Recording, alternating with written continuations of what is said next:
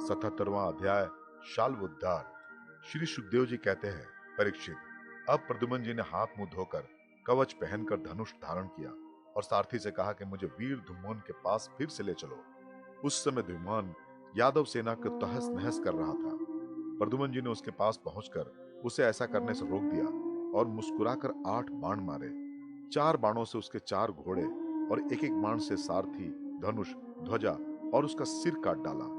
इधर गद, सात्यकी, साम आदि यदुवंशी वीर भी शाल्व की सेना का संहार करने लगे।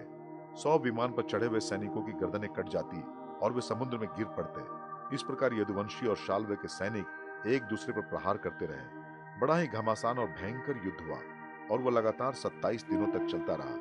उन दिनों भगवान श्री कृष्ण धर्मराज युधिष्ठिर के बुलाने से इंद्रप्रस्थ गए हुए थे। राजसूय यज्ञ हो चुका था और शिशुपाल की मृत्यु भी हो गई थी। वहां भगवान श्री कृष्ण ने देखा कि बड़े भयंकर अपशकुन हो रहे हैं। अब उन्होंने कुरु वंश के बड़े बूढ़ों, ऋषि मुनियों, कुंती और पांडवों से अनुमति लेकर द्वारका के लिए प्रस्थान किया। वे मन ही मन कहने लगे कि मैं पूज्य भाई बलराम जी के साथ यहाँ चला आया। अब शिशुपाल के पक्षपाती क्षत्रिय अवश्य द्वारका पर आक्रमण कर रहे होंगे। भगवान श्री कृष्ण ने द्वारका में पहुंचकर देखा कि सचमुच यादवों पर बड़ी विपत्ति आई है। तब उन्होंने बलराम जी को नगर की रक्षा के लिए नियुक्त कर दिया और 100 पति शाल्व को देखकर अपने सारथी दारुका से कहा, दारुक, तुम शीघ्र से शीघ्र मेरा रथ शाल्व के पास ले चलो। देखो, ये शाल्व बड़ा मायावी है, तो भी तुम तनिक भी भय न करना। भगवान की ऐसी आज्ञा पाकर दारुक रथ पर चढ़ गया और उसे शाल्व की ओर ले चला। भगवान के रथ की ध्वजा गरुड़ चिन्ह से चिन्हित थी। उसे देखकर यदुवंशियों तथा शाल्व की सेना के लोगों ने युद्ध भूमि में प्रवेश करते ही भगवान को पहचान लिया। परीक्षित, अब तक शाल्व की सारी सेना प्राय नष्ट हो चुकी थी। भगवान श्री कृष्ण को देखते ही उसने उनके सारथी पर एक बहुत बड़ी शक्ति चलाई। वो शक्ति बड़ा भयंकर शब्द करती हुई आकाश में बड़े वेग से चल रही थी और बहुत बड़े लुक के समान जान पड़ती थी। उसके प्रकाश से दिशाएं चमक उठी थी। उसे सारथी की ओर आते देख भगवान श्री कृष्ण ने अपने बाणों से उसके सैकड़ों टुकड़े कर दिए। इसके बाद उन्होंने शाल्व को 16 बाण मारे और उसके विमान को भी, जो आकाश में घूम रहा था, असंख्य बाणों से चलनी कर दिया, ठीक वैसे ही जैसे सूर्य अपनी किरणों से आकाश को भर देता है। शाल्व ने भगवान श्री कृष्ण की बाईं भुजा में, जिसमें शारंग धनुष शोभायमान था, बाण मारा। इससे शारंग धनुष भगवान के हाथ से छूटकर गिर पड़ा। यह एक अद्भुत घटना घट गई। जो लोग आकाश या पृथ्वी से ये युद्ध देख रहे थे, वे बड़े जोर से हाय हाय पुकारने लगे। तब शाल्व ने गरज कर भगवान श्री कृष्ण से यूं कहा, मूढ़, तूने हम लोगों को देखते देखते हमारे भाई और सखा शिशुपाल की पत्नी को हर लिया तथा भरी सभा में, जबकि हमारा मित्र शिशुपाल असावधान था, तूने उसे मार डाला। मैं जानता हूं कि तू अपने को अजय मानता है। यदि मेरे सामने ठहर गया तो मैं आज तुझे अपने तीखे बाणों से वहां पहुंचा दूंगा जहां से फिर कोई लौट कर नहीं आता।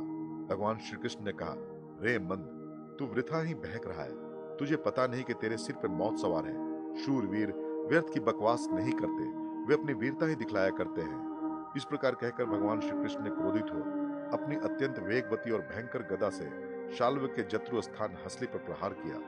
इससे वो खून उगलता हुआ कांपने लगा। इधर जब गदा भगवान के पास लौट आई तब शाल्व अंतर्धान हो गया। इसके बाद 2 घड़ी बीतते बीतते एक मनुष्य ने भगवान के पास पहुंचकर उनको सिर झुकाकर प्रणाम किया और रोता हुआ बोला, मुझे आपकी माता देवकी जी ने भेजा है। उन्होंने कहा है कि अपने पिता के प्रति अत्यंत प्रेम रखने वाले महाबाहु श्री कृष्ण शाल्व तुम्हारे पिता को उसी प्रकार बांध कर ले गया है जैसे कोई कसाई पशु को बांध कर ले जाता है। ये अप्रिय समाचार सुनकर भगवान श्री कृष्ण मनुष्य बन गए। उनके मुंह पर कुछ उदासी छा गई। वे साधारण पुरुष के समान अत्यंत करुणा और स्नेह से कहने लगे, अहो, मेरे भाई बलराम जी को तो देवता अथवा असुर कोई नहीं जीत सकता। वे सदा सर्वदा सावधान रहते हैं। शाल्व का बल परुष तो अत्यंत अल्प है, फिर भी इसने उन्हें कैसे जीत लिया और कैसे मेरे पिताजी को बांध कर ले गया। सचमुच प्रारब्ध बहुत बलवान है। भगवान श्री कृष्ण इस प्रकार कह ही रहे थे कि शाल्व वसुदेव जी के समान एक माया रचित मनुष्य लेकर वहां आ पहुंचा और श्री कृष्ण से कहने लगा, मूर्ख, देख, यही तुझे पैदा करने वाला तेरा बाप है जिसके लिए तू जी रहा है। तेरे देखते देखते मैं इसका काम तमाम करता हूँ। कुछ बल पौरुष हो तो इसे बचा। मायावी शाल्व ने इस प्रकार भगवान को फटकार कर माया रचित वसुदेव का सिर तलवारों से काट दिया और उसे लेकर अपने आकाश अस्त्र विमान पर आ बैठा। परीक्षित, भगवान श्री कृष्ण स्वयं सिद्ध ज्ञान स्वरूप और महानुभाव है। वे ये घटना देखकर 2 घड़ी के लिए अपने स्वजन वसुदेव जी के प्रति अत्यंत प्रेम होने के कारण साधारण पुरुषों के समान शोक में डूब गए, परंतु फिर वे जान गए कि ये तो शाल्व की फैलाई हुई असुरी माया ही है, जो उसे मय दानव ने बतलाई थी।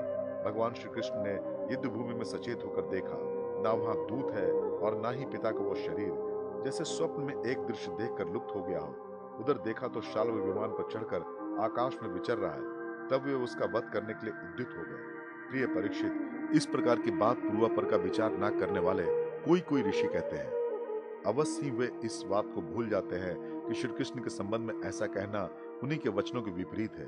कहाँ अज्ञानियों में रहने वाला शोक, मोह, स्नेह और भय, तथा कहाँ वे परिपूर्ण भगवान श्री कृष्ण, जिनका ज्ञान, विज्ञान और ऐश्वर्य अखंडित है, एक रस है।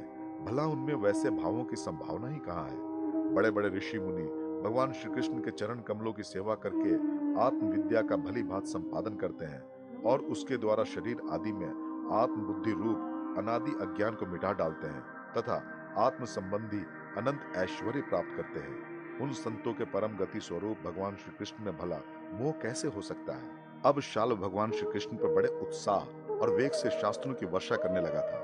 अमोघ शक्ति भगवान श्री कृष्ण ने भी अपने बाणों से शाल्व को घायल कर दिया और उसके कवच, धनुष तथा सिर की मणि को छिन्न भिन्न कर दिया। साथ ही गदा की चोट से उसके विमान को भी जर्जर कर दिया। परीक्षित, भगवान श्री कृष्ण के हाथों से चलाई हुई गदा से वो विमान चूर चूर होकर समुद्र में गिर पड़ा। गिरने के पहले शाल्व हाथ में गदा लेकर धरती पर कूद पड़ा और सावधान होकर बड़े वेग से भगवान श्री कृष्ण की ओर झपटा। शाल्व को आक्रमण करते देख उन्होंने भाले से गदा के साथ उसका हाथ काट गिराया। फिर उसे मार डालने के लिए उन्होंने प्रलयकालीन सूर्य के समान तेजस्वी और अत्यंत अद्भुत सुदर्शन चक्र धारण कर लिया। उस समय उनकी ऐसी शोभा हो रही थी मानो सूर्य के साथ उदयाचल शोभायमान हो। भगवान श्री कृष्ण ने उस चक्र से परम मायावी शाल्व का कुंडल किरीट सहित सिर धड़ से अलग कर दिया, ठीक वैसे ही जैसे इंद्र ने वज्र से वृत्तासुर का सिर काट डाला था। इस समय शाल्व के सैनिक अत्यंत दुख से हाय हाय चिल्ला उठे। परीक्षित, जब पापी शाल्व मर गया और उसका विमान भी गदा के प्रहार से चूर चूर हो गया, तब देवता लोग आकाश में दुंदुभिया बजाने लगे। ठीक इसी समय दंत वक्त्र अपने मित्र शिशुपाल आदि का बदला लेने के लिए अत्यंत क्रोधित हो वहां आ पहुंचा।